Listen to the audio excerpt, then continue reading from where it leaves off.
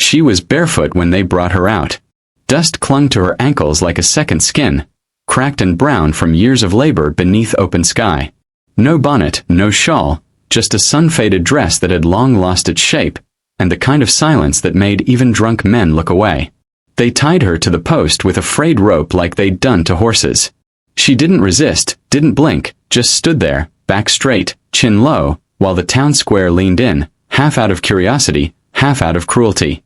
The auctioneer cleared his throat, shuffled papers that weren't necessary, and raised his voice to the slow heat of the afternoon. 19.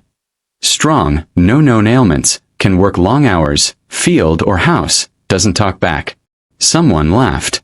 A woman in a plum skirt muttered something sharp under her breath. Another waved a fan even though there was no breeze. The girl said nothing. Off to the side, her mother leaned against the saloon rail, arms crossed, lips pursed tight like she was trying not to spit. Her eyes were hard with drink and disappointment. The way she stared at her own daughter like she was nothing more than a broken rake cut deeper than the sun. "She ain't worth much," the mother called out, voice thick with liquor. "But I'm tired of feeding her. She's yours long as you take her today." That's when the whispers started. That girl, the orphan from out past Dry Creek, thought she ran off with a trader once. No kin but the woman who sells her off like flour. Ain't never seen her smile. The auctioneer didn't stop the sale. Didn't pause. Just looked around and asked, "Who will take the girl? She works quiet. It's little. Doesn't ask for more." No one raised a hand. Not at first. A few men looked, then looked away. A shopkeeper chuckled and shook his head. One boy whispered something about used goods and got elbowed in the ribs by his mother. The girl stared at the ground like she expected nothing and was used to that. Then a shadow moved near the back of the crowd. A tall man in a worn brown duster. No one had seen him arrive.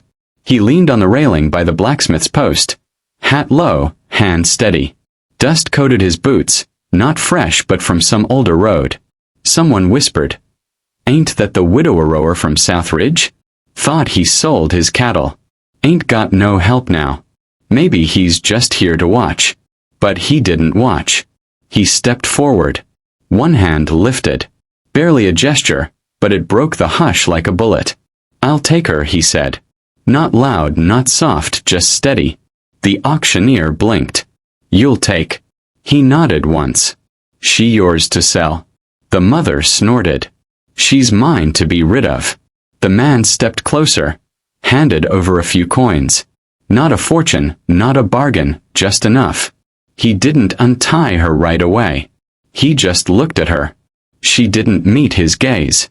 She looked instead at the rope, at her raw wrists, at the dirt. He took out a pocket knife, slow and careful, and cut the rope loose. She didn't flinch. He didn't touch her. "You hurt?" he asked. She shook her head. "You got a name?" No answer. "Don't matter." He stepped back. "There's a wagon waiting. You come or stay. Your choice." For a heartbeat, she didn't move. The crowd didn't breathe. Then she stepped off the crate. Her knees nearly gave. She caught herself. He didn't offer an arm. But he walked beside her slow enough for her tired legs to keep up. And together they left the square under the weight of 1,000 eyes. No one stopped them. They reached the wagon, wooden, plain, a mule hitched and restless. He helped her into the back, passed her a canteen, said nothing else. The town behind them faded into dust and heat and judgment. She didn't ask where they were going. She didn't speak at all, but she drank the water like it was holy. And for the first time in a long time, she let herself breathe. The trail stretched out like a ribbon of silence. Afternoon turned amber, then gold, then dusk. Shadows climbed up from the grass and clung to the wheels. He drove without hurry. She sat cross-legged, watching the road vanish behind them. No tears, no fear, just a quietness too heavy for a girl her age. When the mule slowed to a stop, the sky had already gone lavender. In the distance, a weather-worn house leaned slightly to one side, flanked by a dying oak and a barn that looked older than both. "This is it," he said. She didn't answer. A lit lantern helped her down. Kitchen's through there. Your room's upstairs. You hungry? She shook her head. You clean? Another nod. He opened the door, held it for her.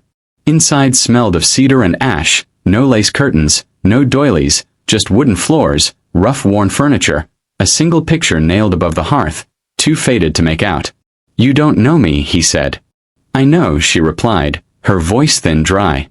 He pointed to a staircase, top of the steps, left room. She went up, didn't close the door behind her. He didn't. Follow. In the morning, he found her already at the sink washing the mugs. You don't have to, he said. She replied without turning. I don't mind. They ate breakfast in silence. No questions, no small talk. She noticed his limp. He noticed the way she flinched when the wind slammed the door. Later she tried to sweep the porch. The broom handle broke. He fixed it without a word. She folded the towels into squares, kept her voice in her throat. He brought her a shawl when the night got cold. Laid it over the banister. Never told her to wear it. And so the days passed, not with drama, but with quiet, a silence that wasn't empty, just waiting. She noticed how he fed the mule first, always. How he touched the fence post like old friends. How he said good night at the same time every night, even when she never said it back. He noticed how she winced at thunder. How she peeled her bread before eating it. How she stayed outside long after sunset, staring at the horizon like it might offer something better. One evening she asked, "Why you take me?" He didn't answer right away, just poured coffee into 2 mugs, handed her one. When he finally spoke, it was low. Because no one else did. She stared at the mug. Steam curled between her fingers. You could have picked someone prettier, she whispered. He didn't blink. Didn't need pretty. What did you need? He looked out toward the barn. Someone who wouldn't leave. She didn't say anything more that night, but she didn't sit so far from him the next. The girl with dust on her ankles had come to a house that didn't ask questions, and the man who had nothing left had just made room for something he didn't expect to keep. Neither of them believed in hope. But that porch under the bruised purple sky held 2 chairs, and for the first time both were filled. The girl woke to light she didn't expect. It filtered through muslin curtains, pale and soft, as though it was trying not to startle her. The bed creaked when she sat up. She half expected a knock, a shout, a demand. None came. Downstairs, the house moved slowly. Floorboards groaned in old rhythms. Somewhere a kettle whispered. The rancher was already outside. She folded the quilt over the mattress the way she'd always done. Edges tight, corners squared like a soldier's bed. Habit from a life where order was survival. The kitchen still smelled like last night's bread. A note sat on the table in a man's hand. Coffee is on. I'm in the barn. Feeds in the trough if you're up for it. No signature.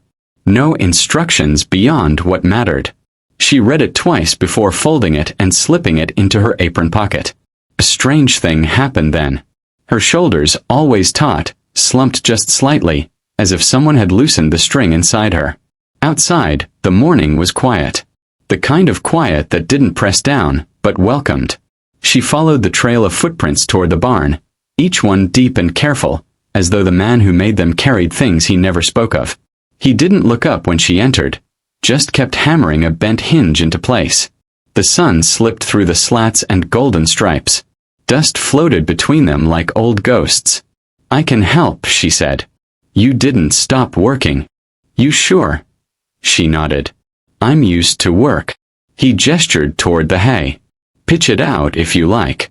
Fresh bedding stacked near the wall. No comment on how she'd slept. No questions about her past. Just space. That was his way. They worked like that for hours. Him repairing a broken stall door. Her shoveling and sweeping the air between them light and unspoken. A rhythm began to form. Not quite harmony, but not dissonance either. Just 2 people doing what they knew how to do. By midday, sweat had curled strands of her hair down her neck. She didn't ask for water. He handed her a tin cup without a word. She drank, handed it back, their fingers brushed. It was nothing. It was something. Later she stood by the fence, arms draped over the top rail, watching the wind stir the grass like a mother stroking a child's hair. He came to stand beside her, quiet. "You built all this?" she asked. He nodded once. "Most of it." "Why?" He stared ahead. "Because someone had to, and I was still here." She didn't ask what that meant. She didn't need to. That evening, she chopped carrots while he brought in firewood. The air inside the kitchen thickened with the scent of stew and the crackling of logs. The house no longer felt entirely hollow, just paused like a song waiting for its next verse. She noticed things. How he placed his boots side by the door. How he never slammed a cupboard. How his hands, calloused and cracked, could move with care. He noticed things, too.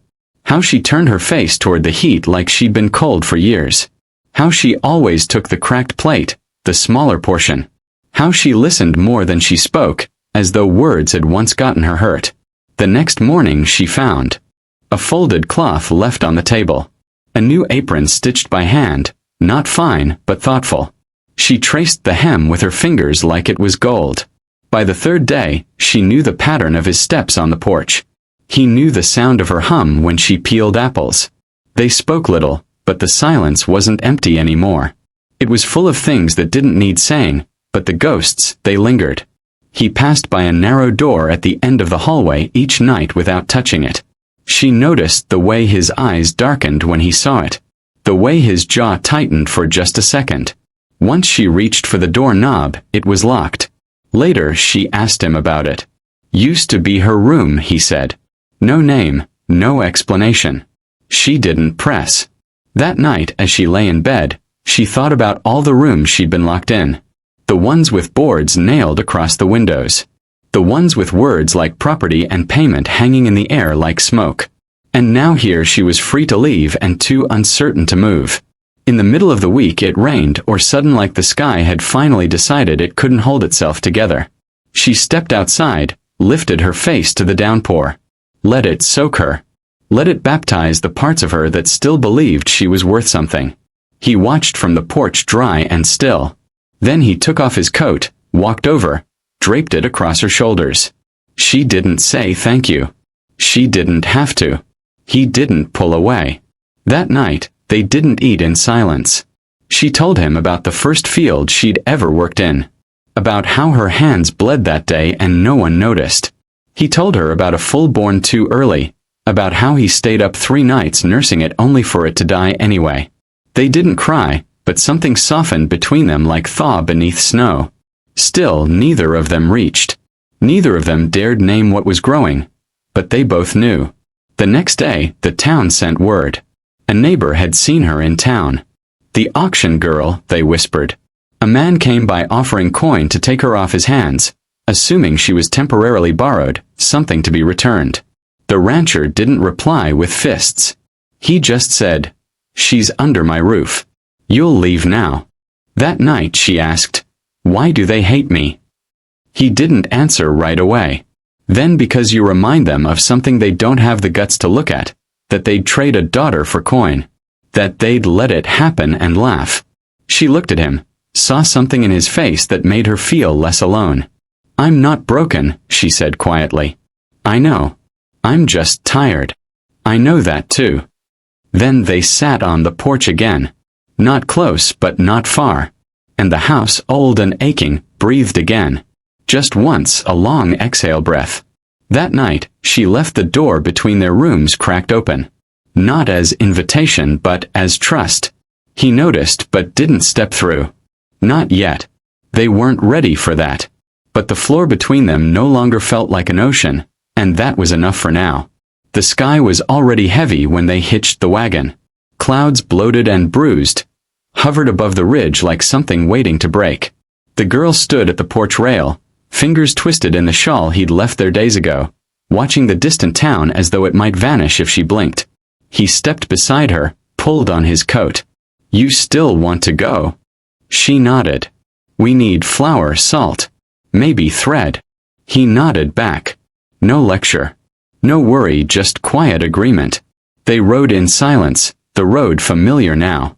every jolt in the trail absorbed in their bones. She sat straighter than she used to. He noticed that. And she noticed he checked her hands when he passed her. The reins like he wanted to be sure the calluses were healing. When they reached town, the wind had changed. People noticed them this time.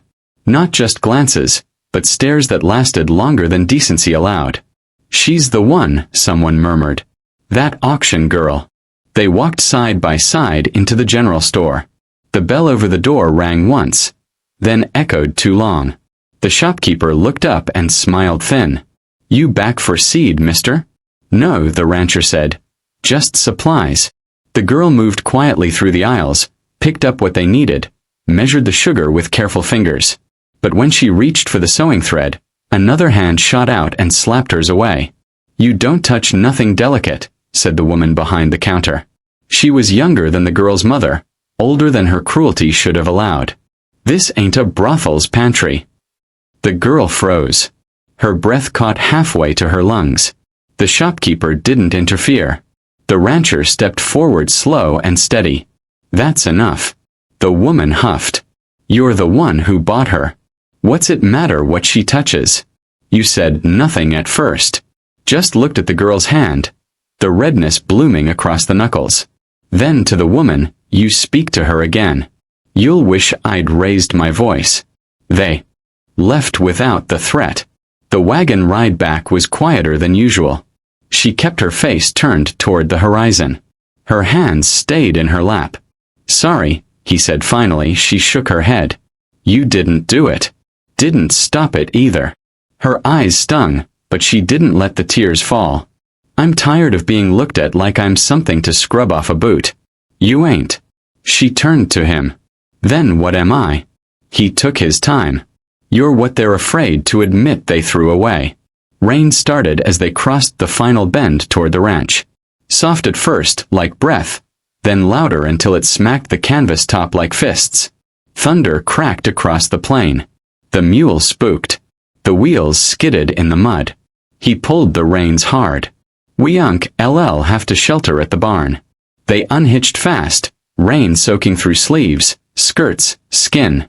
She ran ahead, flung open the barn doors. He stumbled just behind, slipping once, catching himself against the frame with a grunt. Inside the storm roared. Wind howled through the rafters. The mule brayed. Water dripped through the cracks in the old roof like it always had. They stood just inside, soaked, panting, her hair stuck to her neck, his shirt clinging to every scar. "Why do you say that to her?" she asked. "Because it was true. But you don't know me." "I know enough." She shook her head. "No, you don't. You don't know what I've done, what I've let happen. I don't need to. But I need you to." You didn't move. Let the silence fall between them like the rain. "Then tell me." She looked away, took a breath, then another. "I was 15 the first time he offered me to a man. My mother took the coin. Said I was old enough. Said this world don't give favors to girls who stay soft." She waited for him to flinch to turn. He didn't. She continued. "I tried to run. Got caught. Was locked in a shed for 3 days. No water. When they let me out, I didn't fight anymore." Her voice cracked. "I stopped counting the men after the 6th. Still, he didn't speak. She stepped closer to him, hands shaking. "You bought me. Same as them. Maybe nicer about it, but same thing." "No," he said. "No, I didn't buy you. You handed over money. I paid to end something." She stared at him. He looked at her the way a man looks at lightning in the distance. Afraid of it, but willing to stand there just the same. "I didn't know your story. Still don't. But I could see the ending. They were writing for you. And you think you get to change that?" "No, I think you do." The barn creaked under the weight of wind and thunder. Then the roof gave a groan. A section near the loft buckled. He looked up just as the beam fell. She shouted. He pushed her aside. The beam struck his shoulder. He fell hard into the mud. She scrambled to him, heart hammering. "Don't move. Don't." "I'm fine." He rasped. "You're not."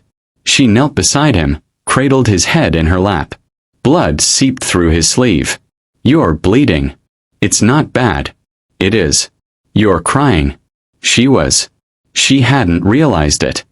"I didn't want you to get hurt. I'd rather hurt than watch you get dragged back to hell." She blinked, trembling. "You said I could change the ending." "I believe that." She pressed her forehead to his. "Then stay alive for it." He chuckled. Weakly but real. "That's a fine order." By morning, the storm had passed. The light returned in cautious golden strips through the rafters. He sat propped against a barrel, bandaged. She brought him coffee, handed it over without a word. He took it, their fingers brushing again. This time she didn't pull away. He didn't either. The barn was broken. The house was still standing. So were they. The morning came soft, as if the land itself were holding its breath. Mist clung low across the field like a memory refusing to lift. In the barn, the girl sat cross-legged beside the rancher. Both of them wrapped in the silence that follows survival. She held a tin mug in her hands, no longer for warmth, but something steadier ritual. His bandage was soaked through near the shoulder. He hadn't complained. He hadn't asked for help. Still, she brought him water and checked the wound. Her touch practiced from years of tending others who never thanked her. "You should rest in the house," she said. He shook his head. "Roof needs patching." "You almost died." He looked out the barn door toward the pale spread of morning light. Almost not the same as did. Her breath caught, not at the words, but at how calm he was when he said them. She stood, wiped her hands on her apron, then looked at him with the kind of stare a person gives when there's no longer anything to hide. "I need to leave." He didn't flinch. "You can." "I'm not saying I want to. I'm saying I need to." "I know." "Why aren't you stopping me?" "Because needing to go means you haven't chosen to stay." She swallowed hard. That answer hurt more than she expected. He rose. Slowly, wincing at the pain but hiding it. Always hiding it. "I'll pack the wagon," he said. "I wasn't asking for help. I'm not offering it. I'm giving it." By midday, her satchel was packed. Not much in it. A few clothes, the thread he'd gone back to town to buy for her, left it on her pillow without a word, and the apron he mended after she'd ripped it on a nail. He stood beside the mule, reins in hand, waiting. She stepped down the porch steps and paused. The house behind her loomed larger than ever, not in size. "And wait, I should be able to leave without crying," she muttered. "You should be able to leave however you need to." She climbed into the wagon. He didn't say goodbye. Didn't ask if she'd write. He just nodded and turned back toward the barn, but the mule didn't move. She yanked the res. Nothing. She tried again. Still nothing. The rancher looked back. "He won't go." "Why?" "Because he was born here. And animals know when they're carrying someone who doesn't really want to leave." She stared at the mule, then at the sky, then down at her own trembling hands. "I'm scared," she whispered. "I know. I thought leaving would make me free, but all I feel is empty." "That's because freedom's not about going, it's about choosing." She climbed down, walked toward him, stopped just a few feet away. "What if I stayed?" she asked. He didn't move. "Then I'd have to build a new fence line." She almost laughed. "Why?" "Because it's not just my land anymore." Her voice dropped. "Would I be your wife?" He looked at her with that same steady expression he'd worn in town at the auction in every quiet moment between them. "Not unless you want to be." She stepped closer. "What if I don't know how to be one?" "Then we figure it out." He extended his hand, not as a demand, not as a claim, but as a question. And for the first time in her life, she answered one. She placed her hand in his. The wedding happened before the sun dipped behind the ridge. No guests, no preacher. Just two hands bound by mutual breath and quiet grace. They stood by the creek behind the house. The water moved slow and golden wide like time itself had slowed to listen. He asked, "You sure?" She nodded. "I'm not clean. I'm not new. I'm not asking for either. I'm only learning how to be good. I'd be scared of someone who already knew. They didn't kiss then. That would come later. Instead, they built a fire, cooked beans over flame, and she pulled out the old scarf he'd never asked about. The one she'd hidden in the satchel with the smell of her first home. Her worst memory. She threw it in the fire, watched it burn. He didn't ask, but she whispered, "It was my mother's." The flame cracked and then it was gone. Later, he brought her to the porch, handed her a chair he'd sanded clean that morning. She sat. He sat beside her. The sky turned amber, then bruised. The last of the light poured itself across the field like honey on old linen. She turned to him, voice trembling but true. "I think I want to belong here." He looked straight ahead. "Then you already do." She reached out and touched the back of his hand. Not softly, not shy, like she meant it. The wind picked up and carried the scent of pine ash earth. And the porch, once a place where silence kept vigil, now held something new. A vow unspoken but real. Before the sun went down, she had not just stayed. She had chosen. And in the choosing, she had changed the shape of her name. The mornings were different now. Not because the sun rose any slower or the wind stopped sweeping across the fields, but because she rose with it, with purpose, with breath that didn't shake. She moved through the house like someone claiming it, not with noise, but with hands. She polished the table that had always been dust gray, stitched new curtains for the kitchen, humming soft, tuneless notes while the stew simmered. The house no longer echoed. It answered. He repaired the barn beam, slower than he would have in younger years, but steadier somehow. She watched him from the doorway, arms crossed, chin tilted slightly, not to judge, but to memorize. How he limped on the right side. How he tapped each nail twice before striking. How the silence around him was never lonely. They shared the work. She milked in the morning. He chopped wood at dusk. And when their fingers brushed passing dishes or tools or the reins to the mule, neither pulled away. Sometimes they spoke. Other times they didn't need to, but the words had changed, so had the pauses. One morning she found a wooden box on the windowsill, sanded smooth, no latch. She opened it, and inside lay 3 items, a dried wildflower, a blue ribbon, and a folded piece of paper. The handwriting was his. "You're not what they named you. You're what you survived and what you chose." She pressed the note to her chest and let herself cry. Not like before, not from shame or ache, but from recognition. Later that week a neighbor came by, one of the women who used to glance too long, speak too low. She brought a jar of preserves and asked if the girl might help sew a christening gown for her niece. The girl didn't say yes. She said, "I'd be honored." And just like that, the world shifted. Not loudly, but enough. The days passed. One evening, as the wind turned colder and the trees began to rust, he found her sitting on the porch, her bare feet resting on the rail. She wore the shawl he'd given her, but differently now, loose, confident. She was staring at the sky like it owed her nothing. He sat beside her, didn't speak. After a while she turned. "I don't think I could go back." "You don't need to. I mean, not just to that town. I mean to who I was. You buried her." She nodded. "I didn't even say goodbye. Some goodbyes don't need saying." They sat until the sun dipped low and turned everything to fire. That night they lay side by side. Not touching but not apart.